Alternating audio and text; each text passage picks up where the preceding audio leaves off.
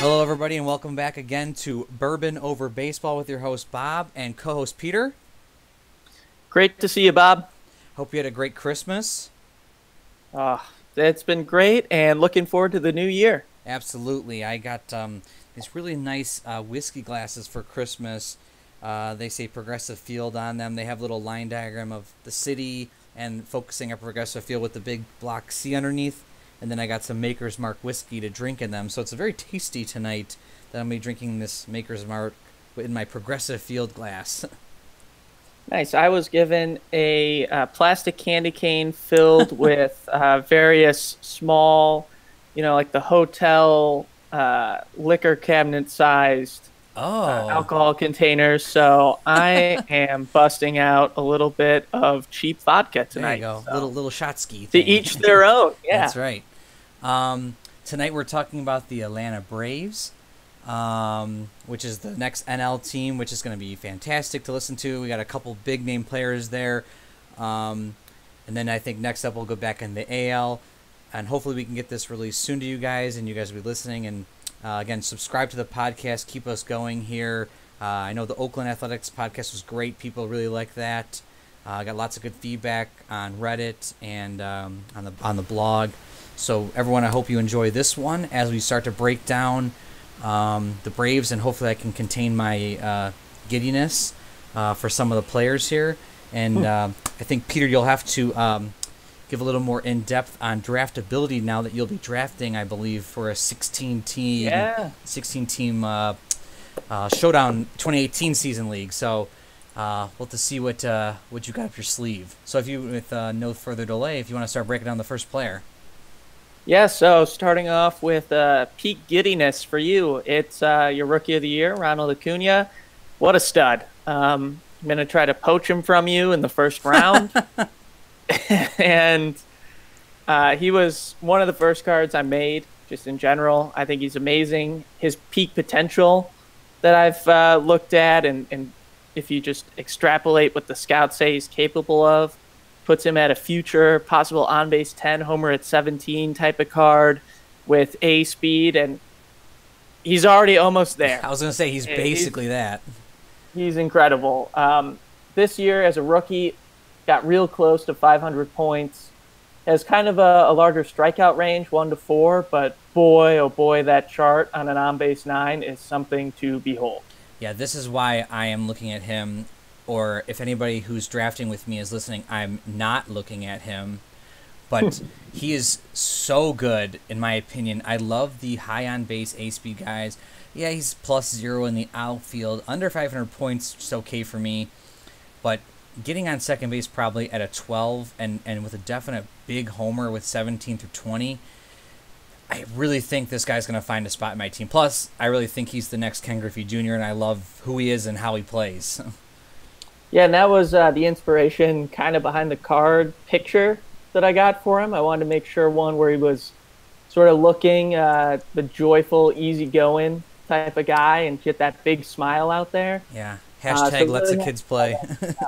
Yeah, let the kids play. The Braves were actually one of the more challenging cards to design a background for. The logo to pick is kind of challenging in a way. The A ended up fitting nicely. I found a way to make it work, but I wasn't sure between that and then the cursive Braves, which is what it was on the background of all the old original cards.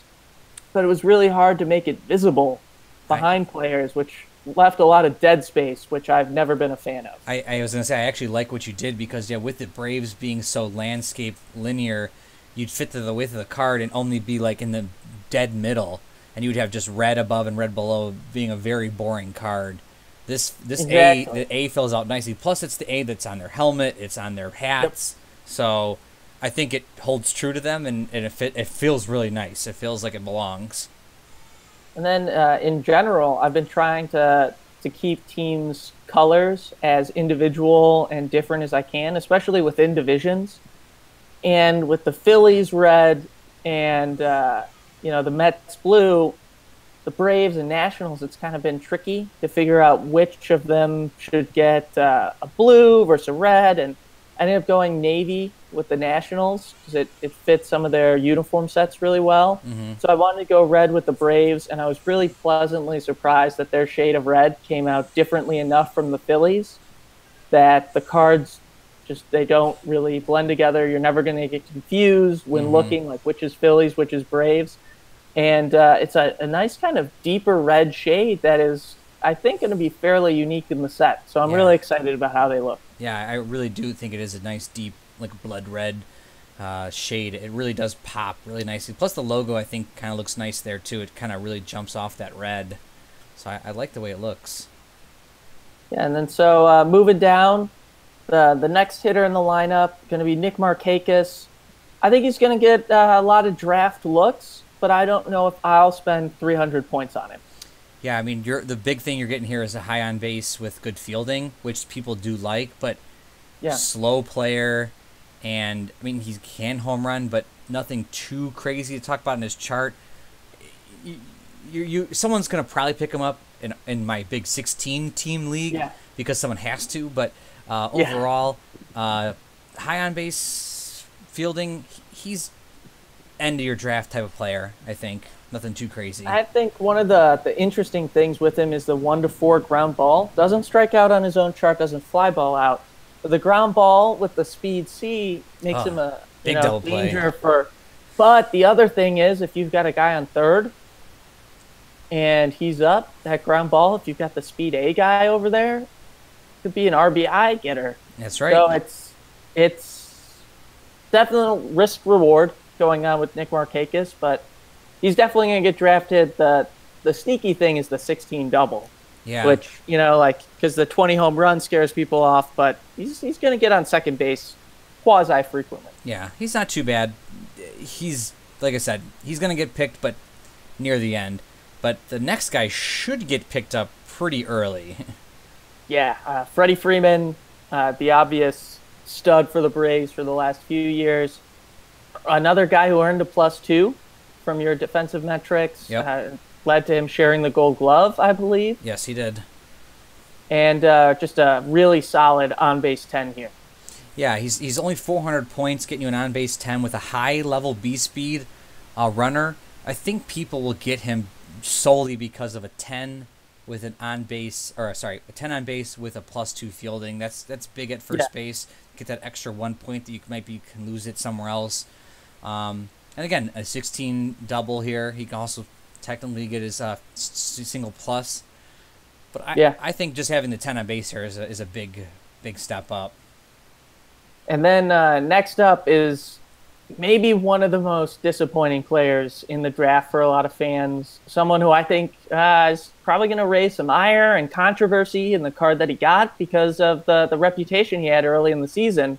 That's Ozzie Albies, who's got a great defense, a lot of speed, heck of a chart, but he's an on-base 6. Yeah, and if he would have kept up his beginning of his season statistics, he'd have been a way different player with a ton more salary. But he fell off at the end of the year. He sort of fell behind the big Acuna hype, and with 5 outs here, I don't see him being picked up also as an on-base 6, but, people like their +5 second basements. That's true, and double at 9, which is really scary if you give up the try. And, we do have lower controls throughout the set, so maybe someone sort of zigs from the traditional path of taking higher on base players and just loads up with the great chart, low on base guys and sort of plays the odds that way. But he finished with a 305 on base percentage. There was nothing we could do. Yeah, and I'm more interested to see. We are talking off air about what he might do next year. Because we don't think he's as powerful as he is, but maybe he's a better hitter. We're going to find out. It'd be interesting to see what his card develops into next year. But continuing on to Johan Camargo. Is that how you pronounce this? Yeah, Camargo's a stud. Although, they just added Freddie Freeman. Josh Donaldson. Yeah. So who knows exactly what his role is going to be next year and whether or not he can pick up the same amount of at-bats. I think he ended up with, he got 524 plate appearances last year, played 134 games, probably gonna lose some of those appearances, but +3 fielding at third base, on base 8, double at 15, 260 points. This is a stud type of guy, especially in a deep 16-team league. Yeah. That I think is going to find his way into the number 5 slot in somebody's lineup. Yeah, he's going to find, I think, even on a lower Mount team draft, just being an on base 8 with so much flexibility on the defense, and not being too high in salary. I mean, we say that 260 is still decent chunk, but with an on base 8, I feel like you're getting a lot from this card. Yeah, he's not the best in terms of speed, but you're getting a lot here. You're getting the double, you're getting the home run, you're getting a decent on base, and you don't have to sacrifice your fielding for it. So I think someone is grabbing this guy. But I actually think for the salary, I might grab the next guy. I was just gonna say is Ender Incarnate, just because of his center fielder +3. There's not many +3 center fielders that you can get with a high speed that he is, and he's doubling at 13, probably stealing on the 12 roll. He's not the greatest at 7, but I think you're picking him up surely for defense at this point. So that's sort of where your trade-off is. Well, I love a good on-base 7, especially for 240 points. I think 7 is kind of the cutoff for usability and getting enough charts to be worthwhile. And when you've got, like you said, single plus at 12 with great double range, great speed, really useful card. And, if you've got a 5,000-point team and 20 guys on your team, the average salary's got to be 250 points. He's under that. Yeah. So it's automatically, letting you get somebody more expensive somewhere else. So very useful. He reminds me of the old school Darren Lewis from 2000 with a 7 center fielder +3 A speed. I just looked up his cards. Obviously, he had left field, right field eligibility, but he didn't homer. So this guy obviously can homer and has a better chart. That's where the extra 100 points comes from. But he's comparable, and I used to draft Darren Lewis all the time. So I like him. And I think it's a little bit of a bummer that he fell off a little bit from last year's card, which you can find in that giant 2017 season recap that I put out of one of the cards scattered amongst all the stats. But the one that you made kind of inspired me because you made the 2017 NCRD card, and I love the picture you got of him making a catch, and so I found a very similar looking one, but with him in a navy jersey instead of the white, and it's just a shame that his on base dropped a little bit this year. Yeah, I think he speaks to that like the defensive picture. So yeah. But then it's going to drop off quickly. Flowers. Yeah. What's really just for playing in my league with the complete teams, I think the Braves really need to upgrade their catcher spot between Flowers and Suzuki later. +4 and +3 arms, not going to get the job done. And the rest of their team has such good defense. You have Freeman and Swanson. I mean, this is like one of the most. This is actually probably the most stacked defense. If you have the entire defense out, you have actually 10, this 12, would be the most stacked defense 15? I think in Showdown history. It's like a 15. Yeah. This is ridiculous. Yeah, I think because Colby's old card set, I think they would give the 5s only to glove and 1 for first glove +3. There was that went perfect one year.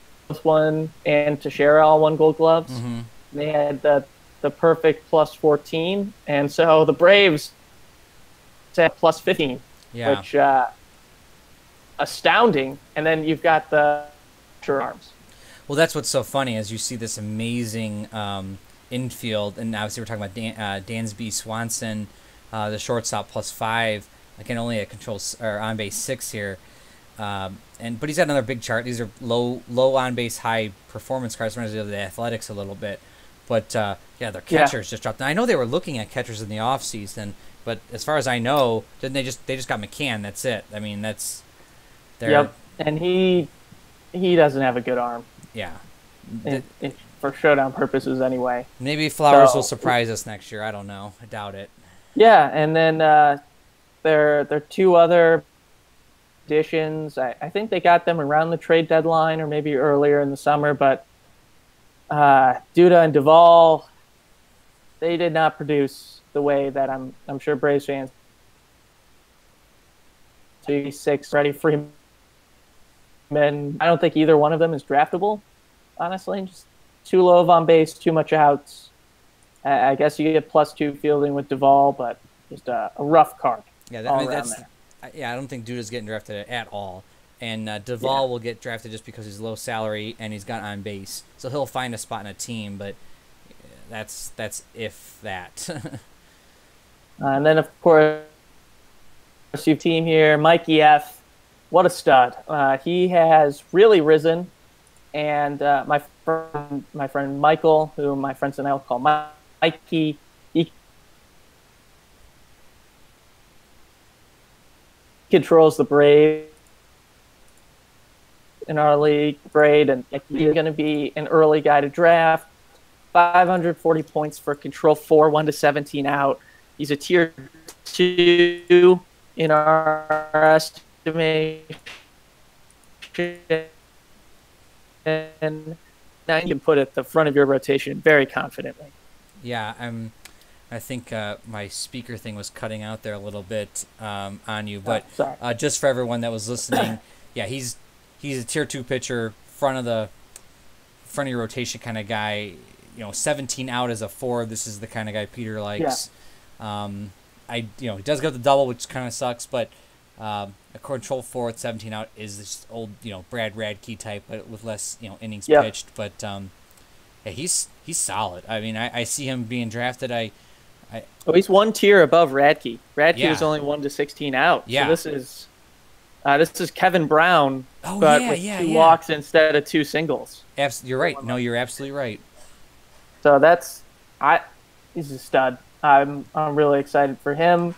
And then the rest of the rotation, very solid. It's a deep rotation without necessarily another ace level spectacular pitcher, but their depth makes them really dangerous, especially in a league like mine where you put together just these teams against each other, where someone's got some weak spots at the back end of the rotation. Because number 2 on the team is Anibal Sanchez, who's under 400 points, control 3, 1 to 17 out. He's okay, but the IP5 kind of limits him. Mm-hmm. And then you've got, their former ace, Julio Teheran, who's, he's still a very useful pitcher. He and Sean Newcomb are basically the exact same card, except that Newcomb has 1 less inning pitched. Yeah.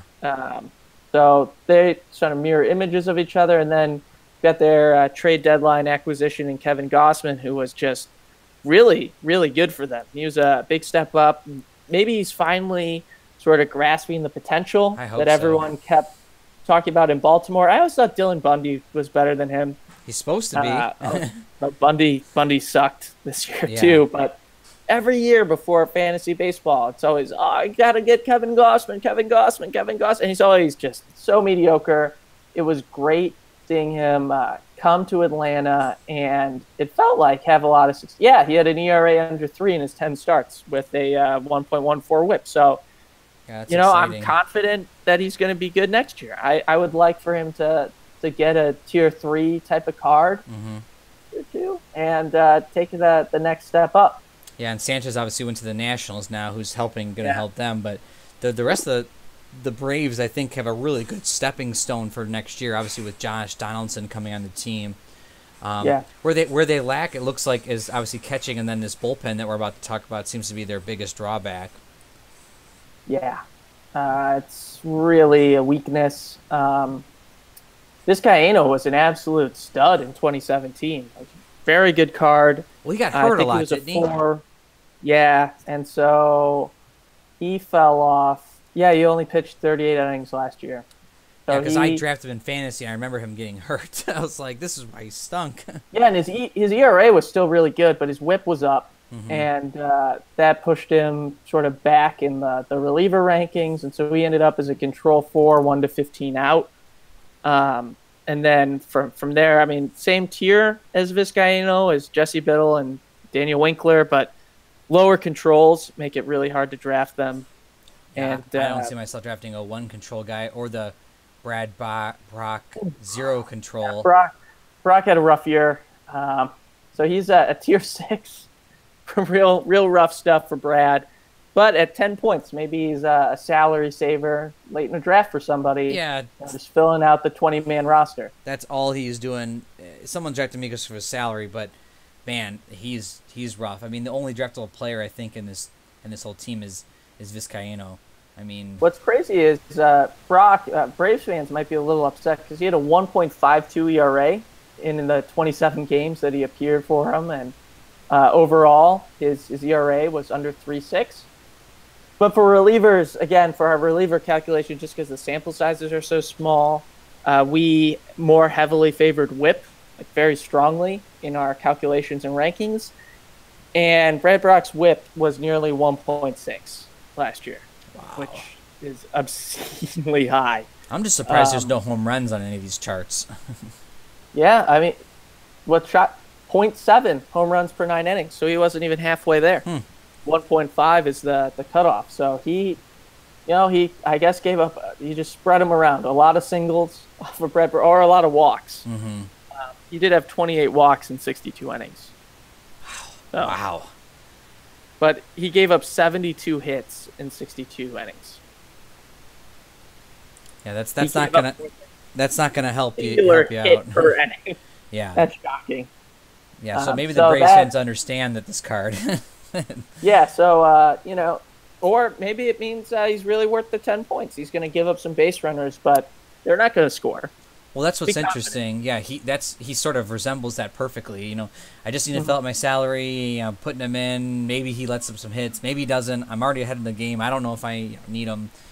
That's the only spot you're putting this guy in. I'm actually more interested to see how this team performs because we already know Acuna, Freeman are going. A couple of their high on defensive guys are going. Obviously, Mikey's going. Sean Newcomb, stuff like that. But with your league, with the team league, I'm interested to see how this performs because they have this such good defense, but not the crazy overall hitting and how they can actually stack up. So. And I think the weak bullpen is really going to hurt them. Oh, for sure. In my league, just because with only 5 relievers, they'll probably move Newcomb to the bullpen to be an IP2, but still with only 5 guys and no real just ace in the pen to come out of it, they're going to struggle just because we don't have as much depth. He can't rotate as much as he can in reality and seek the same sort of matchups because we don't play with strategy cards that give the lefty on lefty type advantages and stuff like that. So I think they'll struggle, especially because we'll get to them eventually, but the Nationals are still, on paper, the best team in the NL East from a showdown perspective. Easily. So, it's mind-boggling. All right, is Matt Williams their manager? You know what? Put it down for the second time. If the Nationals had me as their manager, IRL, they would have definitely won at least 95 games. Yeah, so I'm not Peter's trying to manage all these teams. Title like the Dodgers. You hired the wrong person when you fired Dusty Baker.